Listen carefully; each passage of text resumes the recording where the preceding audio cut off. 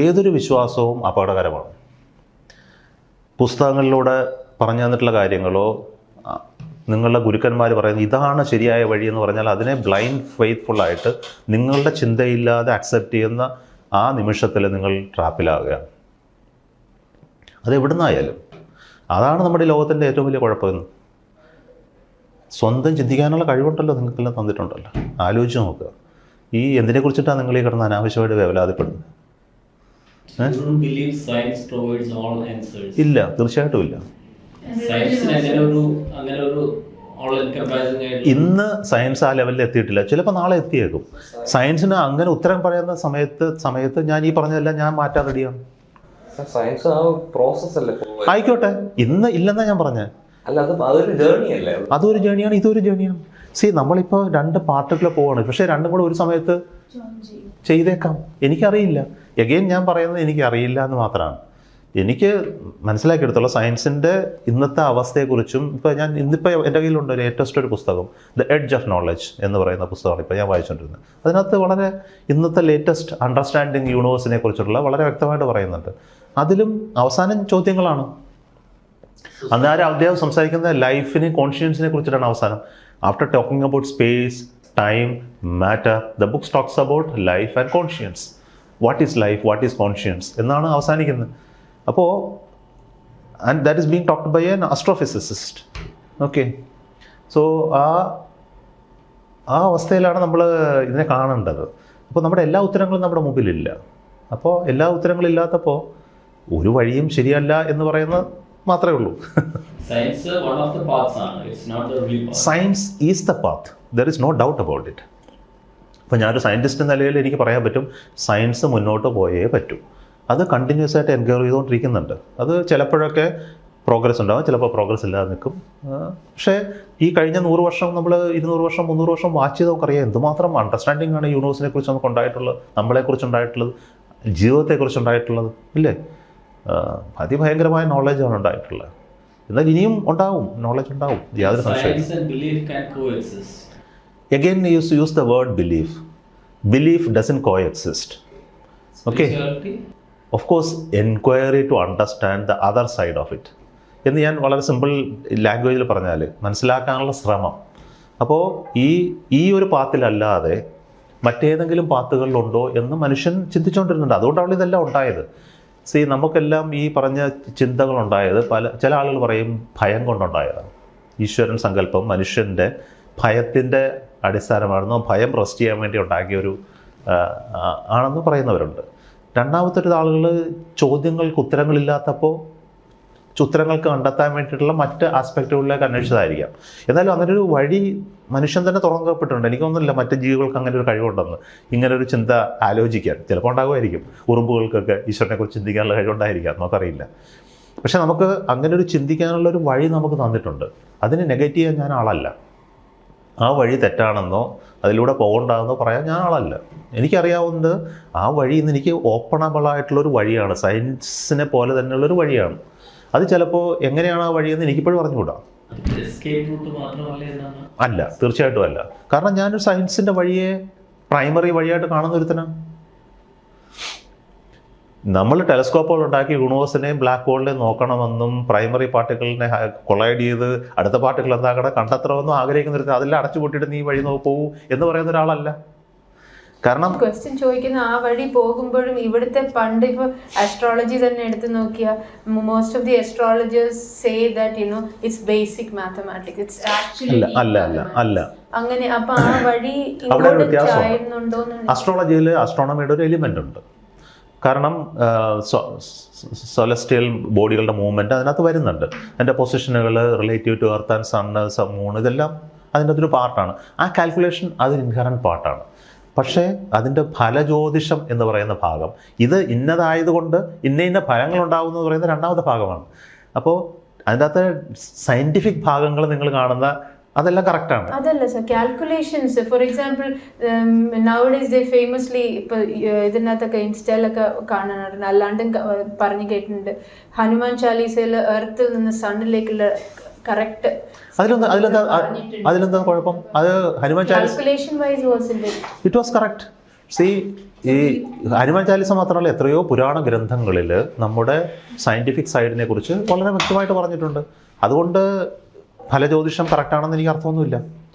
Okay, അപ്പോൾ നമ്മുടെ കാൽക്കുലേഷനുകൾ നമുക്ക് ആ നോളജ് ഉണ്ടായിരുന്നു.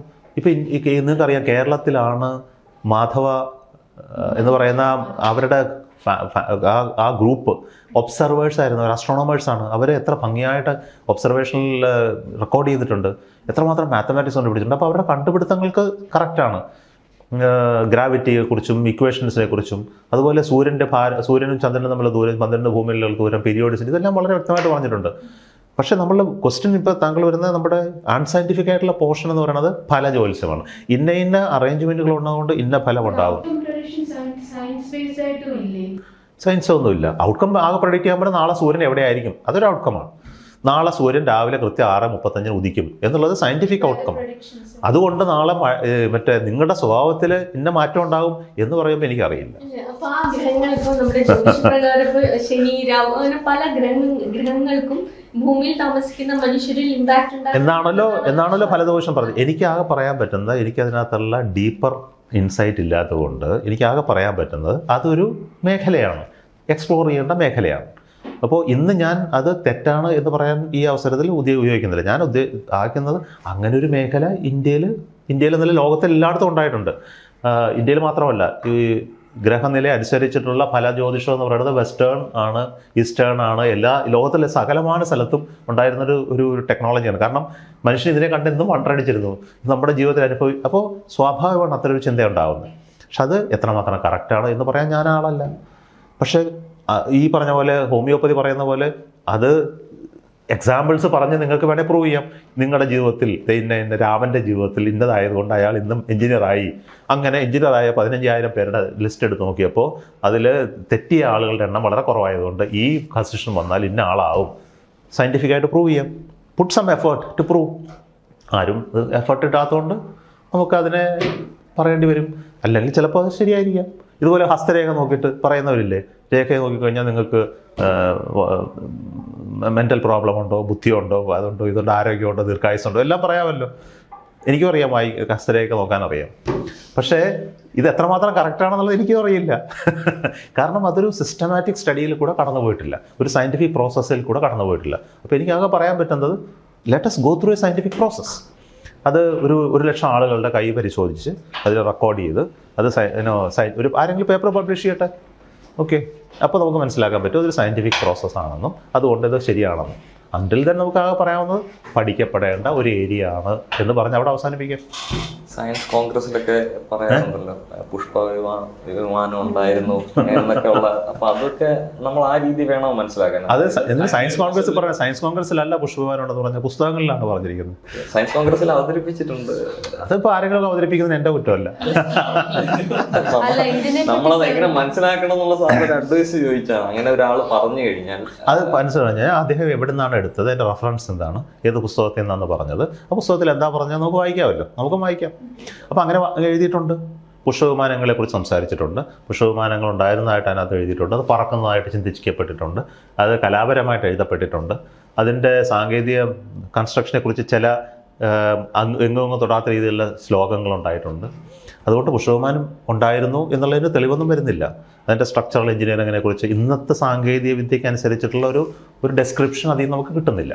എനിക്കൊന്നും അതിലൊരു കൺഫ്യൂഷൻ എന്താ വെച്ചാൽ, ഇപ്പോൾ പുഷ്പവിമാനം ഉണ്ടായിരുന്നു അല്ലെങ്കിൽ ഗണപതിയുടെ തല പ്ലാസ്റ്റിക് സർജറി ആണെന്നൊക്കെ ഒരു സയൻറ്റിഫിക് ഇമാജിനേഷൻ്റെ ഭാഗമായിട്ട് പറയുന്നതും അതൊരു സയൻറ്റിഫിക് പ്രൂഫോടെ അല്ലെങ്കിൽ സയൻസിൻ്റെ ഒരു ആദ്യഘട്ടം അതായിരുന്നു എന്ന് പറയുന്നത് തമ്മിൽ അല്ല, നമ്മളാകെ ചെയ്യേണ്ടത് എല്ലാ ആളുകൾ പറയുന്ന അഭിപ്രായങ്ങൾക്കും ഡിസ്കസ് ചെയ്യുന്നൊരു ഫോറമാണെന്ന് എനിക്ക് തോന്നുന്നില്ല ഇത്. കാരണം എനിക്ക് പറയാവുന്ന എൻ്റെ അഭിപ്രായത്തെക്കുറിച്ച് മാത്രമാണ്. ഇപ്പോൾ ആരെങ്കിലും അത്തരം അഭിപ്രായം പറയുന്നുണ്ടെങ്കിൽ let us leave it. Okay, അപ്പോൾ നമുക്ക് ഇതിനെ ഒരു ഡൈസെക്റ്റ് ചെയ്യണം, ഈ ഒരു ഇഷ്യൂവിനെ ഡൈസെക്റ്റ് ചെയ്യണം. നമുക്കാകെ പറയാവുന്നത് അത്തരം കാര്യങ്ങളെക്കുറിച്ച് പുരാണ ഗ്രന്ഥങ്ങളിൽ സംസാരിച്ചിട്ടുണ്ട്. അതിനകത്തൊരു സെലക്റ്റീവ് ആയിട്ടുള്ള കുറച്ച് ഇൻഫർമേഷൻ കഴിഞ്ഞിട്ടുണ്ട്. നിങ്ങൾ വായിച്ചിട്ട് നിങ്ങൾക്ക് എന്ത് മനസ്സിലായി അത് മാത്രം സംസാരിച്ചാൽ മതി. മറ്റൊരാൾക്ക് വായിച്ചിട്ട് അയാൾക്ക് എന്ത് സംസാരിച്ചു, അതാണല്ലോ നമ്മുടെ ഈ പ്രശ്നങ്ങൾക്കെല്ലാം ഉത്തരവാദിത്വം. അതിനെക്കുറിച്ച് നിങ്ങൾ ജ്യോത്സ്യം, ഓക്കെ, നിങ്ങൾ പറയും തത്വശാസ്ത്രം, ലക്ഷണശാസ്ത്രം, ഹസ്തരേഖ, ശരിയാണോ? എനിക്കറിയില്ല. എനിക്കറിയില്ല എന്ന് പറയുന്നതല്ല ശരി, എനിക്ക് അത് തെറ്റാണ് എന്ന് പറയുന്നതിനേക്കാളും കുറച്ചുകൂടെ കറക്റ്റ് എനിക്ക് തോന്നുന്നത് എനിക്കറിയില്ല എന്ന് പറയുന്നതായിരിക്കും. എല്ലാം അങ്ങനെയാണ്. കാരണം ചിലതൊക്കെ നമ്മളത് പ്രൂവ് നമ്മളുടെ ഉത്തരവാദിത്തമാണ് അത്. സയൻസിന് ഒരു ഉത്തരവാദിത്തമില്ല, അത് പ്രൂവ് ചെയ്യുക എന്നുള്ളത്. ആ തച്ചുശാസ്ത്രമാണെങ്കിൽ തച്ചുശാസ്ത്രം അത് അവര് പേപ്പർ പബ്ലിഷ് ചെയ്യും. ശാസ്ത്രം എന്നുള്ള വാക്കിന് മിസ്യൂസ് ചെയ്യുന്നുണ്ട് അത് സംഭവിക്കുന്നത്. അവർ ആ ശാസ്ത്രവും ഈ ശാസ്ത്രവും സയൻസും ആയിട്ട് ബന്ധപ്പെടുത്തണ്ട. അത് ശാസ്ത്രം എന്നുള്ളൊരു യൂസേജ് ആണ് പഴയ കാലത്തുണ്ടായിരുന്നത്. ഇപ്പം ആയുർവേദ ശാസ്ത്രം എന്ന് പറഞ്ഞാൽ ആയുർവേദത്തിന് പ്രൂഫ് എവിടെയെങ്കിലും ഉണ്ടോ? ഹോമിയോപ്പതിക്ക് എവിടെയെങ്കിലും പ്രൂഫ് ഉണ്ടോ? ഞാൻ ചോദിക്കട്ടെ, ഇന്ന് സർട്ടിഫിക്കറ്റ് കൊടുക്കുന്ന ഡിഗ്രി കൊടുക്കുന്ന രണ്ട് കോഴ്സുകളാണ് ആയുർവേദവും ഹോമിയോപ്പതിയും. എവിടെ പ്രൂഫ്? ഒരു പ്രൂഫും ഇല്ല. ആളുകൾക്ക് പറഞ്ഞറിവ് മാത്രമേ ഉള്ളൂ, എക്സ്പീരിയൻഷ്യലാണ്. അപ്പോൾ നമുക്ക് ആകെ ചെയ്യാവുന്നത് എക്സ്പീരിയൻഷ്യലി ആയിട്ടുള്ള സാധനത്തെ പ്രൂഫ് എന്ന് പറഞ്ഞുകൂടാ, സയൻറ്റിഫിക്കലി പ്രൂഫല്ല. എനിക്ക് എക്സ്പീരിയൻസ്ഡ് ഉണ്ട്, okay, for me it work. അങ്ങനെയുള്ള സാധനത്തെ it need not work for you. Sir അതിനൊരു കോസ്റ്റ് ഇല്ല സാർ. അതായത് ഇപ്പം എനിക്ക് ഒരു അസുഖം വന്നു, അപ്പം ഹോമിയോപ്പതി ഞാനിപ്പോൾ അഡോപ്റ്റ് ചെയ്യാണ്. അപ്പം അതിന് എനിക്ക് മുമ്പിൽ ഇപ്പൊ ഒരു വിശ്വാസം മാത്രം മതിയായി പോരല്ലോ. അതിനകത്ത് ഞാൻ ചോദിച്ച ചോദ്യത്തിന് ഉത്തരം പറയൂ. ഹോമിയോപ്പതി സയൻസ് ആണോ? അല്ലേ? അല്ലല്ല. അല്ല എന്ന് നിങ്ങൾ പറയുകയാണെങ്കിൽ അത് വിശ്വാസത്തെ ബേസ് ചെയ്താണ്. ആയുർവേദം സയൻസ് ആണോ? അല്ലേ? അല്ല എന്നാണ് താങ്കൾ വിശ്വസിക്കുന്നത്. അങ്ങനെ ആയിക്കോട്ടെ, എനിക്കതിന് യാതൊരു കോൺട്രഡിക്ഷനും ഇല്ല. പക്ഷെ ആണ് എന്ന് വിചാരിക്കുന്ന ഒരുപാട് ആളുകളുണ്ട്. അതൊരു പ്രൂവ് ചെയ്യണ്ടേ? അത് അവരുടെ പ്രോബ്ലം, എന്റെ പ്രോബ്ലം അല്ല. പക്ഷെ അത് ആയുർവേദം ആണെന്ന് വിശ്വസിക്കുന്ന ആളുകൾക്ക് അത് കൊടുക്കുകയാണ്. അതായത് നിങ്ങൾക്ക് ഹോമിയോപ്പതി ആണ്. പക്ഷേ നിങ്ങളുടെ ഒരു വ്യക്തി എന്ന നിലയിൽ നിങ്ങൾക്ക് സ്വാതന്ത്ര്യമുണ്ട് സ്വീകരിക്കാനോ സ്വീകരിക്കാതിരിക്കാനോ. ഇപ്പൊ മോഡേൺ മെഡിസിനിൽ ആണെങ്കിൽ പോലും അവരിപ്പോ ഒരു സംഭവം കൊണ്ടുവരികയാണ്. അവർക്ക് അതിനകത്തൊരു ഉത്തരവാദിത്തമില്ല. അവര് നമ്മുടെ മുമ്പിൽ അല്ല. മോഡേൺ മെഡിസിനിൽ there is a scientific process. ഇപ്പോൾ ഒരു മെഡിസിൻ ഇൻട്രൊഡ്യൂസ് ചെയ്യുന്നുണ്ടെങ്കിൽ ഒരു സയൻറ്റിഫിക് പ്രോസസ്സ് ഉണ്ട്.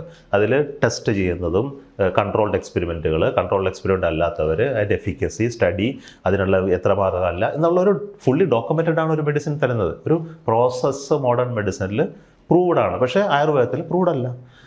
അവർ ചെയ്യേണ്ടത് ഈ എഫിക്കസി സ്റ്റഡി, കൺട്രോൾഡ് എക്സ്പെരിമെൻറ്റുകൾ ആയുർവേദത്തിൽ ചെയ്ത് ഇപ്പോൾ ഇന്ന മരുന്നുകൾ ഇന്ന ഇലകൾക്ക് എനിക്ക് യാതൊരു സംശയമില്ല അതുകൊണ്ട് എന്തെങ്കിലും മെഡിക്കൽ പ്രോബ്ലം ഗുണം ഇല്ല എന്നുള്ളത് യാതൊരു സംശയമില്ല. പക്ഷേ കൺട്രോൾഡ് എക്സ്പെരിമെൻറ്റ് നടത്താത്ത ഒരു സാധനമാണ്. പക്ഷേ അതുകൊണ്ട് ആയുർവേദം തെറ്റാണ് എന്ന് പറയാൻ എനിക്കാവില്ല. കാരണം സയൻറ്റിഫിക്കലി പ്രൂവൺ അല്ല ആയുർവേദം, പക്ഷേ എക്സ്പീരിയൻഷ്യലി പ്രൂവൺ ആണ്. ഓക്കെ, അപ്പോൾ നമുക്ക് ഈ ക്വസ്റ്റ്യൻ എന്ന് പറയുന്നത് ഈ നേരത്തെ പറഞ്ഞ നമ്മൾ ഇതിലേക്ക് പോകണ്ട, നമ്മൾ നേരത്തെ പറഞ്ഞ ചോദ്യത്തിലേക്ക് തന്നെ വരിക. സ്പിരിച്വാലിറ്റിയും സയൻറ്റിഫിക്കിനെ കൂടി പറഞ്ഞു. അപ്പോൾ സ്പിരിച്വാലിറ്റി അതുപോലത്തെ ഒരു സാധനമാണ്, എക്സ്പീരിയൻഷ്യലി അറിയേണ്ട ഒരു സാധനമാണ്. അത് വ്യക്തിയാധിഷ്ഠിതമാണ്, അത് സമൂഹാധിഷ്ഠിതമല്ല.